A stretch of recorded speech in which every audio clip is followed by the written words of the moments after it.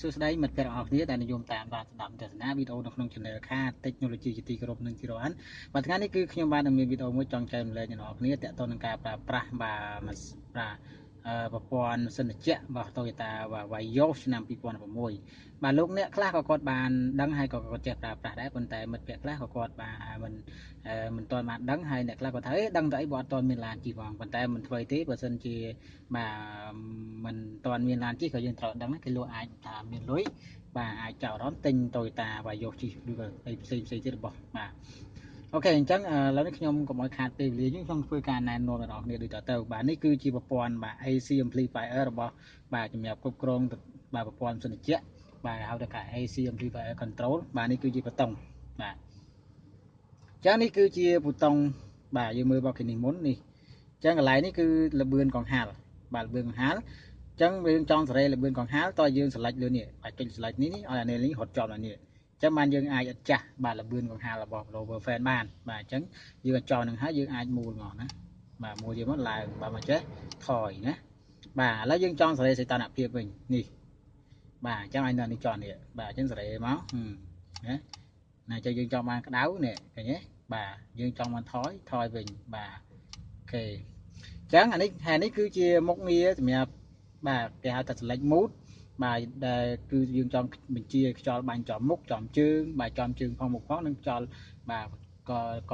បាទថារេស្តង់វិញបាទបញ្ជាកម្ដៅកញ្ចក់ផងឥឡូវខ្ញុំចុចទៅបាទចុចហ្នឹងទៅនេះហើយសេរីមកអូខេហើយមូលមកនេះឃើញទេអូខេអញ្ចឹងដូចគ្នាណាមួយចឹងដូចគ្នាអានេះកម្ដៅបាទខ្យល់បាញ់ទៅលើផងមកជើងផងណាអានេះមកចំជើងណាចំមុខផងជើងផងចំតែមុខទេបាទអញ្ចឹងបើសិនជាចង់សេរីអានេះតselect ហ្នឹងឲ្យចំអានេះឧទាហរណ៍ឥឡូវយើងឲ្យចង់សេរីលបឿនហាលយើងសេរីមកនេះមកយើងចុចមកនេះមកណាយើងចង់សេរីសីតុណ្ហភាពនេះយើងចុចអានេះមកណាអូខេបាទអញ្ចឹងចប់ហើយយើងមើលនេះវិញម្ដងណាអានេះគឺយើងដឹងកន្លែងបើកកន្តាក់ AC បាទអញ្ចឹងឡើយនេះបាត់ចោលក្នុងចោលក្រៅអានេះបានន័យថាបើយើងភ្លើងពណ៌បៃតងទេបានយើងប្រើប្រាស់ខ្យល់ក្នុងបើអត់ទេគឺប្រើប្រាស់ខ្យល់ក្រៅណាអញ្ចឹងប្រើប្រាស់ខ្យល់ក្នុងបើយើងវាល្អជាងណាកុំឲ្យមានដីនៃចូលមកឆាប់ស្ទះហើយយើងចូលទៅដល់បើយើងប្រើខ្យល់ក្រៅវិញណាខ្យល់ក្នុងវិញបាទនេះគឺជាសម្រាប់យើងចុចបើប្រើប្រាស់ម៉ាស៊ីនជាអូតូអញ្ចឹងយើងគាត់ចុចមកវាលូតអូតូខ្លួនវាអញ្ចឹងណាបាទយើងបាត់បាទហើយអានេះកន្លែងនេះយើងបាត់ប្រព័ន្ធសិនជាតែមួយមកបាទបាត់មួយ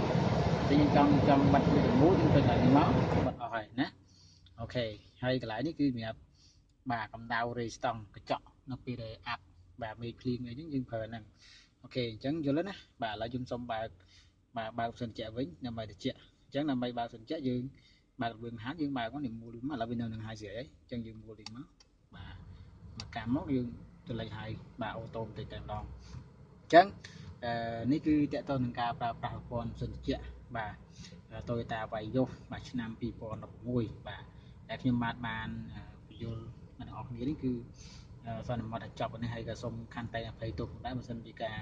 អត្ថាធិប្បាយរបស់ខ្ញុំបានមានការខុសឆ្គងឬលូដល់ការណាមួយបាទសូមមេត្តាអធិស្ឋានដែរហើយសូមខមមិនក្រោមដើម្បីធ្វើការកែលម្អវីដេអូនេះដែរបាទអរគុណច្រើនចំពោះការទស្សនារបស់អ្នកនរគ្នាបាទហើយលក្ខណៈពិសេសរបស់ខ្យល់ក្នុងនេះគឺលោកអ្នកកុំព្យាយាមប្រើខ្យល់ក្រៅវិញបាទប្រើខ្យល់ក្នុងទី1មានខ្យល់បរិសុទ្ធហើយមួយទៀតគឺបាទកាត់បន្ថយការដីចូលក្នុងប្រព័ន្ធសិនជាកុំឲ្យឆាប់ស្ទះប្រព័ន្ធសិនជាបាទហៅថាកញ្ច្រែងកម្ដៅហើយច្រែងជំទប់កញ្ច្រែងត្រជាក់នៅក្នុងឡានបាទអរគុណច្រើនបាទអញ្ចឹងការធ្វើ review របស់ខ្ញុំទៅនឹងប្រព័ន្ធសិនជាគឺមានតែប៉ុណ្្នឹងអរគុណច្រើនចំពោះទស្សនា